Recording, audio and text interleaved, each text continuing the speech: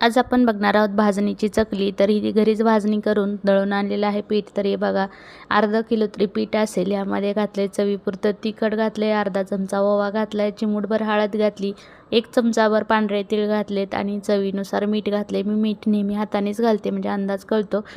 मोठे 2 चमचे भरून तेल घेतलं होतं आणि ती चांगलं कडकडीत गरम करून या भाजणीवर घालून घेतलं. आता हे तेल चांगलं कडकडीत गरम झालं होतं. आता हे पिठाला सगळं लावून घ्यायचं. तर गरम आहे तेल, हाताला चटके बसतील म्हणून मी चमच्यानेच लावून घेतलं आणि पाणी चांगलं गरम करून हे पीठ आता मळून घ्यायचे. पाणीसुद्धा गरम आहे, अगोदर चमच्यानेच हलवून घेतले आणि घट्टसर पीठ मळून घेतलं बघा. चांगलं घट्ट पीठ मळून घ्यायचं म्हणजे चकलीला काटेसुद्धा छान येतात. तर आता या चकलीच्या साच्यामध्ये घालून आपण याची चकली करून घेणार आहोत. तर मस्त चकली अगदी विकत आणल्यासारखी होते.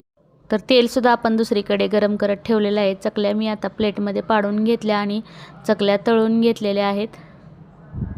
तर हे बघा, तेलसुद्धा चांगलं गरम झालेलं आहे. मीडियम गॅसवर चकल्या तळून घ्यायच्या. मस्त चकल्या खमंग खुसखुशीत अशा तयार झालेल्या आहेत. व्हिडिओ जर आवडला असेल तर एक लाईक करा.